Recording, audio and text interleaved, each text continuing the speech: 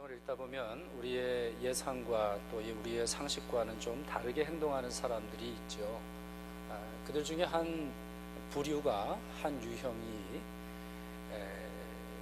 죄인인데도 또 그 죄가 발각 났는데도 불구하고 아주 당당한 사람들이 성경에는 많이 나옵니다. 아주 상당수가. 그런데 가인이라고 하는 사람 누구죠? 가인. 첫 번째 우리 사람인 아담의 아들 아닙니까? 큰아들이란 말이에요. 근데 이 사람이 자기 동생을 살해해요. 하나님이 그 동생의 이름을 부르시면서 아벨이 어디 있느냐 이렇게 질문을 하실 때 우리 같으면은 야, 들켰구나, 하나님이 아시는구나 이렇게 생각을 해야 되잖아요. 근데 뭐라고 대답을 하죠? 하나님께 내가 내 동생을 지키는 자입니까? 이렇게 대답을 해요. 이 말은 두 가지 의미가 있는 것 같아요. 그 뉘앙스가 나는 모르겠다라고 하는 말이고, 하나님이 내 동생을 지키는 분 아닙니까? 그래 하나님이 도대체 뭐 하셨다가 이제 와서 찾으십니까? 오히려 하나님께 책임을 추궁하는 그러한 행동을 하고 있죠. 예수님의 비유를 보면 바리새인에 대한 비판, 바리새인에 대한 행동에 아주 그 본질적인 문제를 지적하시는 장면이 많이 나오는데, 의롭다함을 받은 사람을 비유로 설명하신 적이 있었어요. 두 사람을 비유하셨는데 첫 번째 등장인물은 바리새인이고 두 번째 등장인물은 세리입니다. 세리는 완전히 공식적 죄인이죠. 사회에서도 매장이 되고 당연히 신앙 공동체에서는 죄인으로 낙인 찍힌 사람들인데요, 세리는 하나님께 고개도 들지 못하고 가슴을 치면서 기도하죠. 나는 죄인이로소이다, 나를 불쌍히 여겨 주십시오 라고 그렇게 기도를 합니다. 반면에 이 바리새인은 어떻게 기도했냐면 따로 서서, 그러니까 저런 인간이랑은 다르다는 거죠. 세리랑은 자기는 다른 종류의 인간이라는 말이고 하나님께 감사의 기도를 드렸습니다. 감사라고 하는 건 성령이 주신 마음이죠. 여러분 그렇잖아요. 우리 추수감사주일이 아니라도 감사가 얼마나 값지다라고 하는 거 우리가 얼마나 많이 듣습니까? 감사는 하나님이 주신 선물이에요. 그런데 감사 기도드리고 헌금도 꽤 했던 것 같은 이 사람은 의롭다 하심을 받지 못했고 오히려 세리가 의롭다 하심을 받았다고 되어 있어요. 세리가 바리새인보다 더 의로운 게 아니에요. 세리가 의로운 거예요. 다시 말해서 바리새인은 의롭지 못한 거예요. 그러니 그 안에 죄가 있고 그 안에 문제가 있는데 어떻게 감사할 수 있을까요? 하나님께 나와서 어떻게 감사의 기도를 드릴 수 있느냐 그 말입니다. 이러한 유의 대표 선수는 요나예요. 요나. 여러분 요나 우리가 뭐 자주 듣고 묵상하는 그러한 인물이고 또 그런 책인데, 요나는 하나님의 선지자였죠. 하나님의 음성을 듣고 니느웨로 가지 않고 다시스로 갔어요. 근데 이 일을 성경이 뭐라고 평가를 하고 있냐면, 니느웨로 가지 않았다, 니느웨로 가는 일을 불순종했다 이렇게 말하고 있지 않고 여호와의 낯을 피하더라 그렇게 되어 있어요. 그러니까 이 행동은 뭐죠? 이 행동은 불순종이 아니에요. 요나는 불순종 정도가 아니에요. 불신앙에 빠졌어요. 그러니까 하나님의 음성을 듣기 싫은 정도가 아니라 하나님의 얼굴을 피하는 그런 일을 행하고 있다니까요. 아니 그냥 하나님 안 만나려고 그러는 거예요. 하나님과 눈을 안 마주치는 정도가 아니라 하나님이 안 보이시는 곳으로 도망치려 했다라는 말이에요. 불순종이 아닌 불신앙에 빠지고 말았어요. 자 그러면 이제 배를 타고 이 다시스로 도망을 갈 때 마음이 좀 불안하지 않겠어요? 아니 하나님이 어떤 분이신데, 하나님이 전지전능하시고 모든 것을 아시며 또 모든 것을 하실 수 있는 분이시라는 걸 아는 선지자 입장에서는 불안할 텐데, 배에서 뭐 하고 있었죠? 배에서 자고 있었어요. 그것도 엄청나게 깊이 잠들었어요. 하나님께서 큰 바람을 보내셔가지고요, 이 바람이 파도를 만들어서 이 배를 쳤거든요. 그러니까 어느 정도 배를 쳤냐면은 배가 거의 깨질 지경이 됐단 말이에요. 사람들이 난리 났잖아요. 그 성경을 읽어보면 그렇게 돼 있잖아요. 배를 가볍게 하려고 물건을 던지고 있고 사람들마다 자기가 믿는 신의 이름을 부르고 있었다니까요. 아니 이 지경이 됐는데 요나는 두 다리 쫙 뻗고 잠들었어요. 야, 도대체 이 평안은 어디서 오는 거예요? 이걸 여러분 신앙이라고 부를 수 있어요? 아니죠. 평안은 하나님이 주신 선물인 것은 분명해요. 그러나 모든 평안이 하나님 주신 거 아니라는 걸 볼 수 있어요. 이런 사람들의 행동의 중요한 원인 중에 하나는 그들의 무지함 때문이에요. 뭘 잘 모르기 때문이죠. 뭘 잘 모르기 때문이에요. 자기가 하는 일이 실제로 무슨 일을 하고 있는지 모르고 자기가 하는 일의 행동의 결과를 몰라요. 자기 하는 행동의 결과를 모르기 때문에 하는 행동입니다.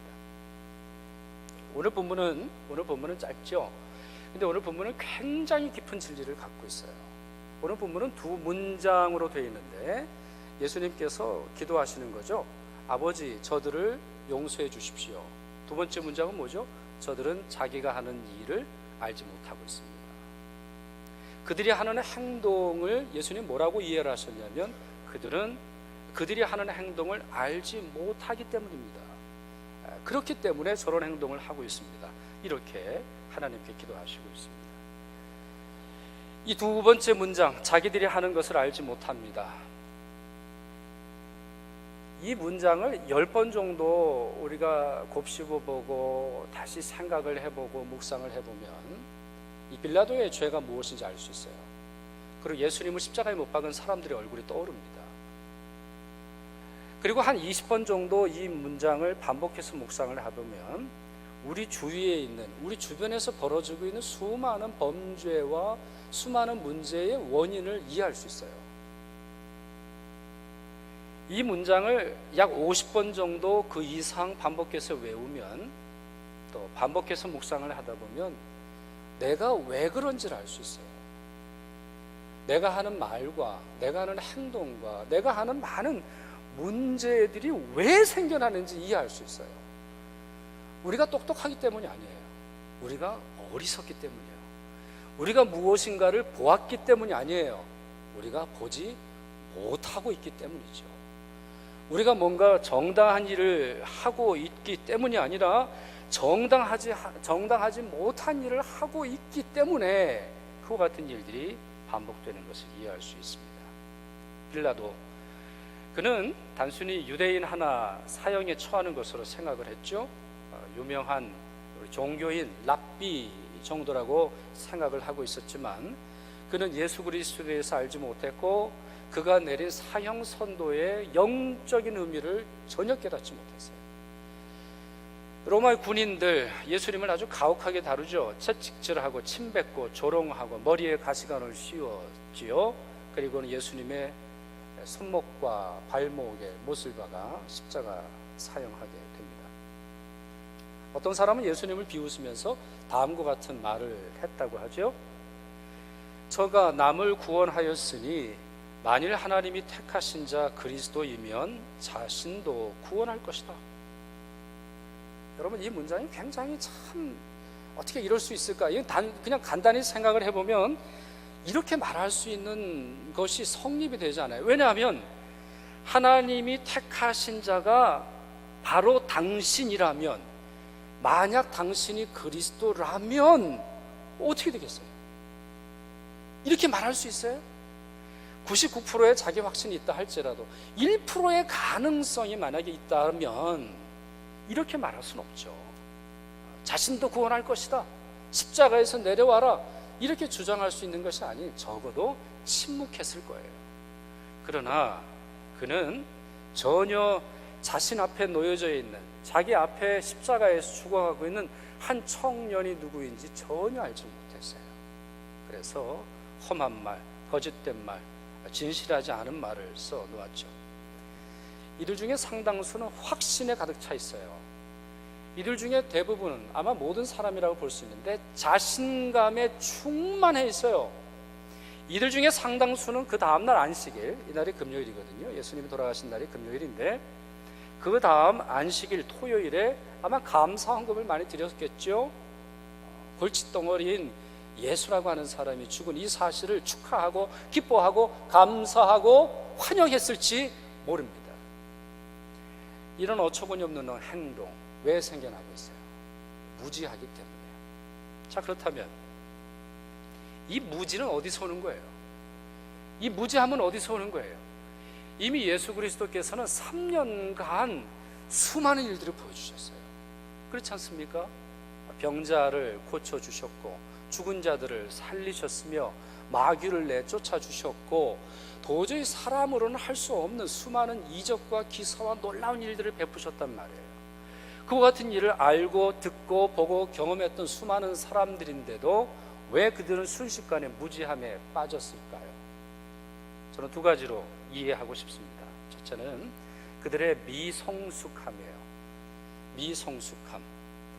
되게 미성숙한 사람들은 자기의 미성숙함에서 힘의 근거를 찾아요. 여러분 아이들 가끔 보면 거짓말하죠. 아주 조그만 애들, 3살짜리, 4살짜리, 물론 이제 초등학교 가도 거짓말하는 애들이 있어요. 예를 들어서 보면 이렇게 입에 초콜릿을 다 묻혔단 말이에요. 큰 초콜릿을 주고 엄마가 먹지 말라 그랬는데 그거를 쥐고는 초콜릿을 먹어가지고 입이 다 초콜릿 천지예요. 그래 엄마가 너 초콜릿 왜 먹었어? 이랬더니 얘 뭐라 그러죠? 나 안 먹었어 그런다니까요. 아니 손에 증거가 있는데 입술에 증거가 있는데 야 혀 내봐. 혀가 시커먼데 아니 입안 전체가 시커먼데 초콜릿 안 먹었다고 하잖아요. 애들의 특징이에요. 애들의 특징. 미성숙함은 오히려 그 죄에 머무르고 자기의 죄를 죄로 고백하지 못하는 특성을 가지고 있어요. 반대로 말해서 성숙한 사람은 어떤 사람이에요? 자기의 문제를 깨닫죠. C.S. 루이스, 저희가 3월 11일에 이분에 대한 공부를 좀 하려고 하는데 그가 이런 말을 한 적이 있어요. 사람이 성숙해지면 아직 자신 안에 있는 악을 더 선명하게 깨닫습니다. 영어로 어떻게 되냐면 When a man is getting better, 그러니까 좀 번역하기가 좀 쉽지 않지만 점점 더, 이거 진행형의 어떤 그런 의미를 가지고 있죠. 점점 더 나아진다고 할 때 그는 이해합니다. 더 선명하게 그 악을. 이렇게 되어 있잖아요. 성숙한 사람의 특징, 의로운 사람의 특징은 죄 짓지 않는 사람이 아니에요. 죄를 죄로 여기는 사람이에요. 존 머레이라고 하는 영성가, 목사, 또 아주 탁월한 그러한 기독교의 스승인데 이분이 이런 말을 했어요. 죄가 남아있는 한 그것을 의식하기 마련입니다. 너무 당연하죠. 죄가 있다면 의식하죠. 아니 우리 신발에 모래 하나 들어가도 우리가 알잖아요. 어떤 때 여러분 그럴 때가 있어요. 입안에 엄청난 뭔가 하나 생긴 것 같아요. 종양처럼 아주 그냥 밥 먹기도 힘들고 혀를 움직이기도 힘든 그럴 때가 있단 말이에요. 그래가지고 내 혀에 뭐가 있나 쭉 내밀어 보지만 모르겠다는 거예요. 앞사람은 모르겠대요. 뭐가 있는지 몰라요. 아니 그런데도 나는 그걸 느끼잖아요. 불편하잖아요. 말하기 힘들잖아요. 먹기 힘들잖아요. 김치 못 먹는단 말이에요. 아니 그런 것처럼 죄가 우리 안에 있는다면, 죄가 우리 안에 있다면 그것을 의식하죠. 따라서 성숙한 사람은 어떻게 합니까? 우리 자신의 죄성에 대한 확신을 가지고 있는데 그와 같은 확신, 그와 같은 지식, 그와 같은 것을 이해하는 사람은 뭐 하고 있어요? 자기 혐오, self-abhorrence, 자기를 혐오한다는 거예요. 쉽게 말하면 나는 도대체 왜 이런 인간인가? 나는 왜 이 문제에 계속 빠지고 있는가? 왜 나는 이런 행동을 하는가? 아니 탄식을 해야 되잖아요. 죄를 죄로 알고 그 죄에 대한 심각성을 자기가 느끼지 않을 수 없거든요. 그리고서 이렇게 말합니다. 용서와 정화에 대한 고백과 탄원을 하게 돼 있습니다. 이게 너무나 당연하다는 거예요. 성숙한 자는 그 죄를 두려워하고 그 죄로 말미암아 벌어질 일을 걱정하고 염려해야 합니다. 그러나 미성숙한 자는 그러지 않아요. 뭐가 뭔지 모르니까 자기의 미성숙함에 빠져서 그저 그 미성숙함에 적당히 거짓말하고 적당히 변명하고 자기의 권리를 주장하고 아니면 자기가 알고 있는 논리와 생각을 따라 그 죄 없음을 증명하려고 합니다. 어리석은 거죠. 둘째로 이것이 더 본질적인 것인데요, 죄의 지배를 받고 있기 때문이에요. 미성숙함을 넘어서서 죄의 종으로 살아가고 있기 때문이에요. 죄의 지배를 받고 있기 때문입니다. 여러분, 치과에서 진료를 할 때 마취주사 놓잖아요. 마취주사 놓고 우리가 진료를 하면 나중에는 우리 치료가 끝나도 이게 입술이 이게 제 정상이 아니잖아요. 그렇잖아요. 밥이 흘러도 이게 잘 안 된단 말이에요. 그래서 이러고 먹는다거나 어떤 때는 또 침도 흘리고 그러잖아요. 마취 참 무섭잖아요. 아니, 이가 뽑히는데 시원하게 느껴져요. 이가 쑥 빠졌는데도 그게 그냥 시원해요. 물론 이제 마취가 풀리면 그때서부터 아픈 거예요. 수술을 받아보세요. 아니, 그 참 마취가 신기합니다. 아니, 그게 몸에 칼을 대는데도 몰라요. 아니, 뼈를 드릴로 막 그냥 갈고 아니면 뭐 바꾸고 뭘 조립해 놓고 뼈 대신에 뭐 플라스틱이나 아니면 뭐 뭘 넣는데도 그걸 몰라요. 느끼지를 못해요. 마취의 지배력 때문이죠. 죄는 단순히 여러분과 저 우리 사람을 타락하게 만드는 정도가 아니라 그 타락에 길들이게 합니다. 길들이게 해요. 오늘 재밌는 이야기를 들었어요. 저희 이제 아이들이 중고등부 학생인 그런 부모님들은 우리 교육관에서 가끔 우리 차도 마시고 뭐 그래요. 근데 독특한 이론을 제가 아주 들었어요. 제가 확인하기 전에 미리 말씀을 드립니다만 오늘 설교랑 연관이 있는 것 같아서, 여러분, 우리 커피숍 보면 이렇게 프리로 주는 그런 커피들이 있잖아요. 뭐 한 주일이면 한 주일, 뭐 한 달이면 한 달, 아니면 어떤 데는 이렇게 그 롤업 하죠. 그래가지고 뭐 주잖아요. 근데 그렇게 하는 중요한 이유가 있대요. 특별히 사순절에 그런 데네요. 사순절에 교회에서 금식해라, 커피 좀 적게 마셔라, 그러니까 그걸 한다는 거예요. 근데 더 흥미로운 사실은 이건 확인된 건 아니에요. 근데 굉장히 그럴듯한 게 있는데, 사람들이 금식하는 결과로 커피를 덜 마시게 될 수 있다는 거예요. 여러분, 그렇잖아요. 아니, 커피를 한 50일 안 마셔보세요. 커피를 찾나? 저도 아프니까 커피가 안 찾게 되더라고요. 그러면은 사순절 지난 다음에도 커피를 안 찾게 되더라는 거예요. 그래서 프리 커피를 준다는 거예요. 프리 경품을 준다는 거예요. 근데 이것은 우리 소비자 경제학이라는 게 있습니다. 소비자 행동이라고 우리 경제학과 경영학에서 배우는 아주 기초적인 거예요. 술집에 가면 안주를 먼저 주죠. 여러분 잘 모르실 거예요. 그런 데는 잘 안 가시니까. 술집에 가면 대개 안주를 먼저 줍니다. 팝콘을 먼저 줘요. 왜 그럴까요? 거기에 길들이게 하는 거죠. 짠 걸 먹었으니까 그걸 시원하게 만들어 주는 거예요. 죄는 단순히 한 번의 죄, 몇 번의 죄, 그걸로 인해서 끝나지 않아요. 반드시 자국을 남겨요. 반드시 지배력을 갖게 합니다. 죄에 길들여지게 해요.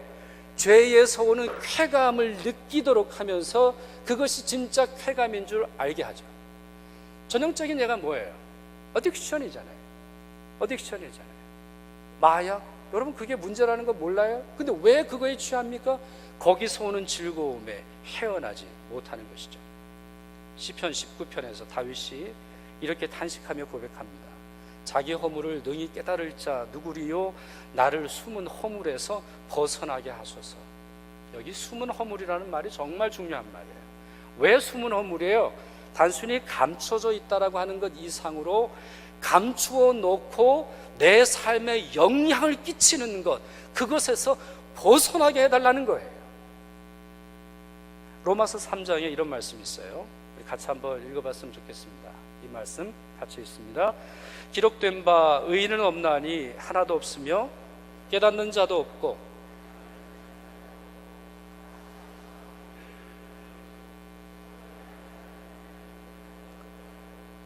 파멸과 고생이 그 길에 있어 평강의 길을 알지 못하였고 그들의 눈앞에 하나님을 두려워함이 없느니라.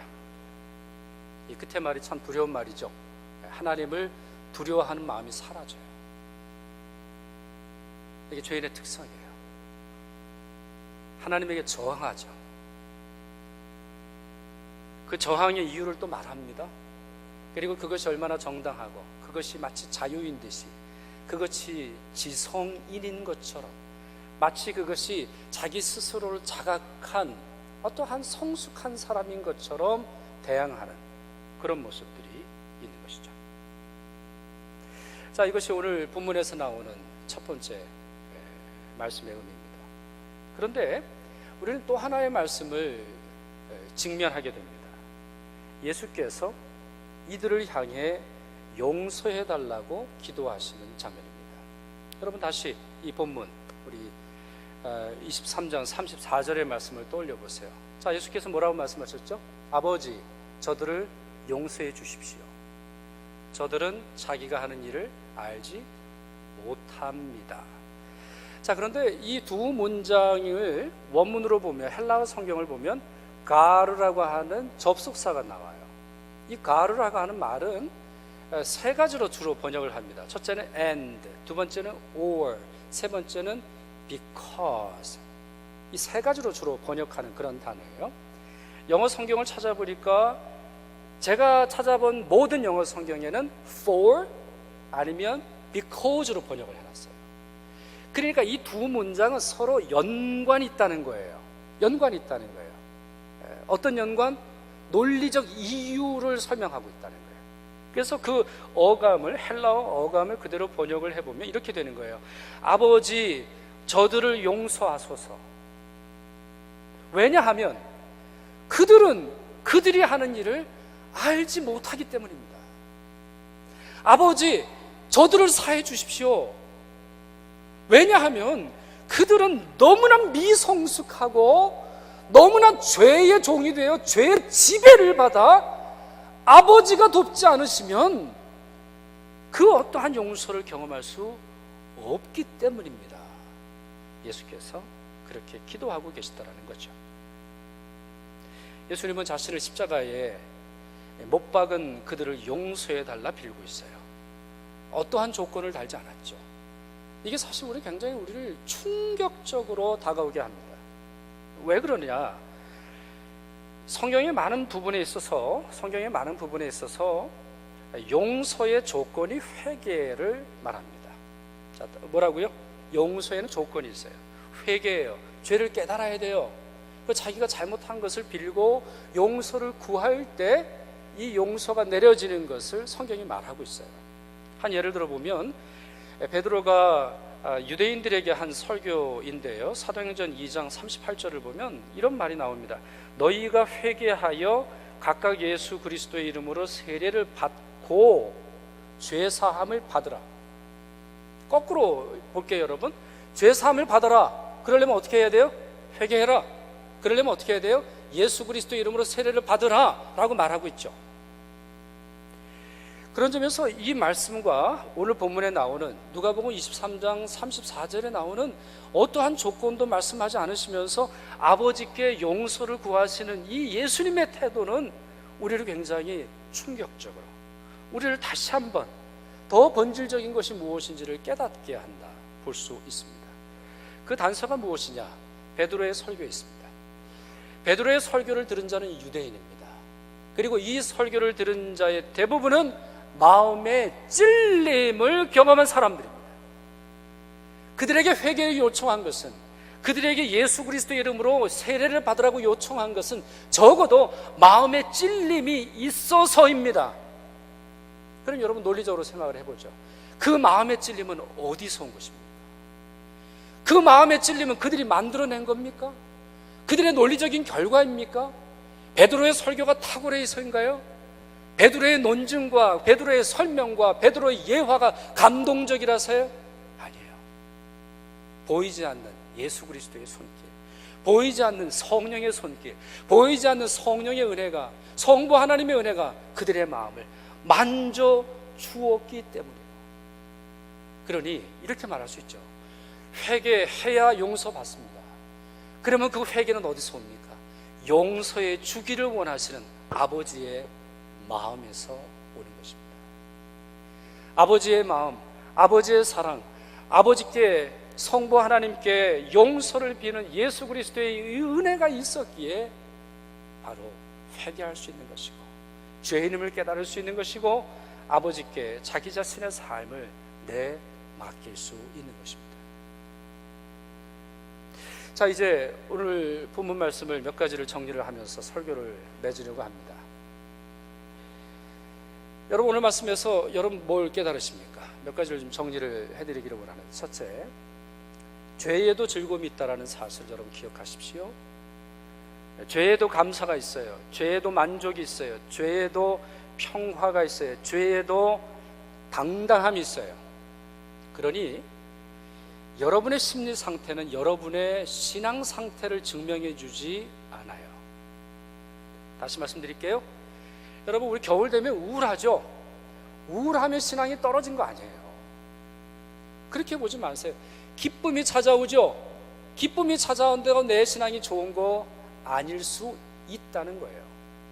어떤 일을 아주 여러분 용기 있게 하세요.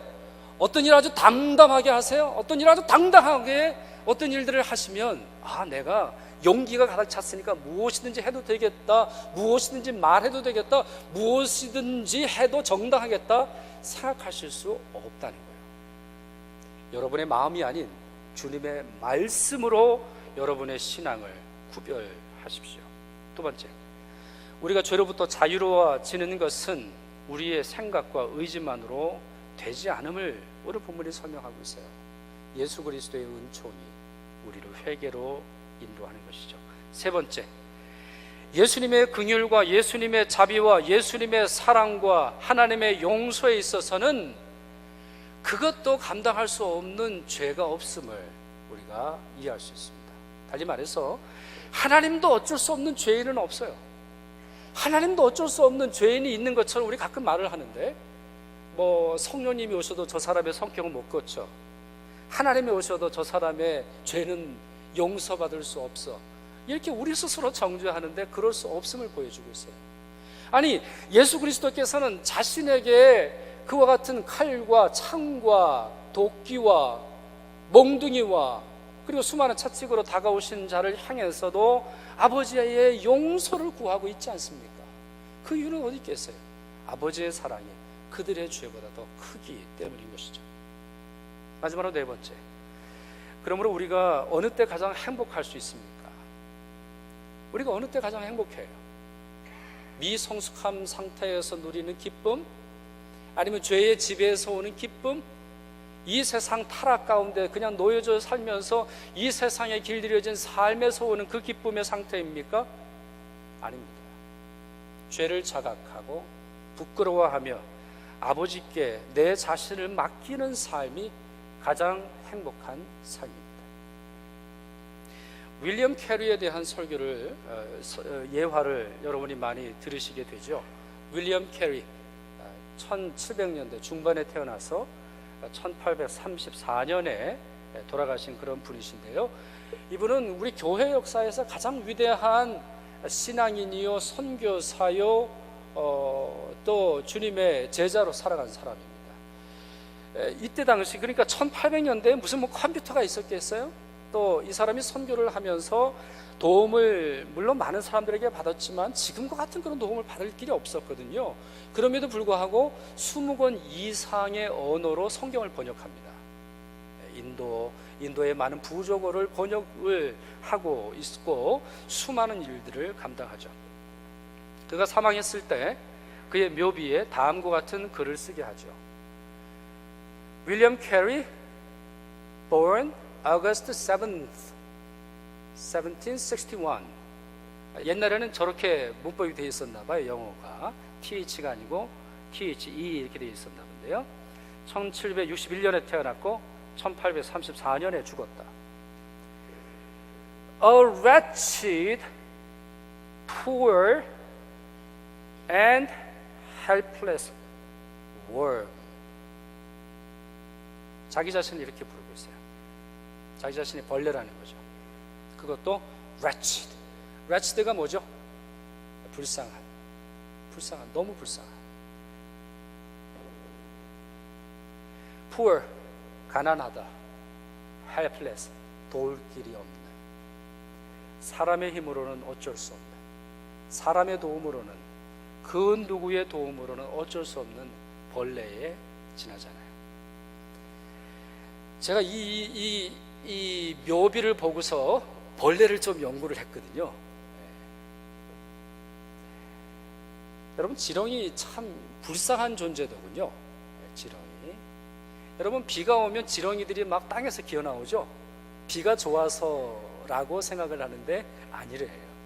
숨을 쉴 수 없어서 땅에서 나오는 거예요. 벌레도요, 숨구멍이 있어야 땅 속에서 사는 거거든요. 숨구멍이 있어야 그 안에서도 사는 건데, 비가 막 몰아치면은 그 숨구멍이 다 막히거든요. 그러니까 이 연약한 이 피조물이 땅 밖으로 나와서 숨 좀 쉬겠다고 그렇게 기어 다니는 거예요. 우리가 생각할 때 윌리엄 캐리 이런 사람이에요? 아니에요. 얼마나 지성적입니까?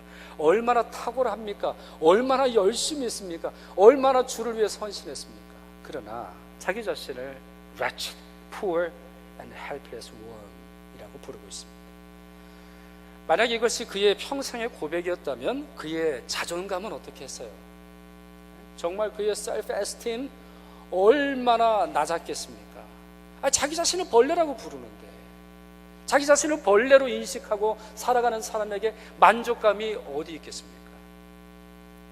그러나 만약 이것으로 끝난다면 그의 인생은 정말 비참했을 것인데, 그 다음 문장이 그의 삶을 새롭게 합니다. On thy kind arms I fall. 당신의 그 친절한 팔에 내가 어떻게 해요? fall 한다. 내가 뛰어든다. 나 같은 벌레까지도 안아주시는 그 하나님의 그 사랑의 팔. 나와 같은 죄인까지도 죽을 수밖에 없고, 도울 길 없고, 나 자신의 문제조차도 깨닫지 못하는 그와 같은 죄의 지배 받고 살아가는 자들까지도 용서와 사랑으로 안아주시는 그 팔에, 이 팔은 팔짱 낀 팔이 아니라 열려진 팔이겠죠. 누가 오든지 받아주시는 사랑의 팔이겠죠. 그 팔로 그가 뛰어들고 있습니다. 그렇게 그는 자기 자신을 벌레로 알았지만 그의 삶은 천국의 삶이었고, 그의 예수 그리스도께, 하나님께, 성령께 맡겨진 그의 삶에는 놀라운 축복의 은혜와 기쁨이 담겨져 있었을 것입니다. 사랑하는 여러분, 우리 모두가 이런 고백할 수 있기를 바랍니다. 또 이런 은총을 경험할 수 있기를 바랍니다.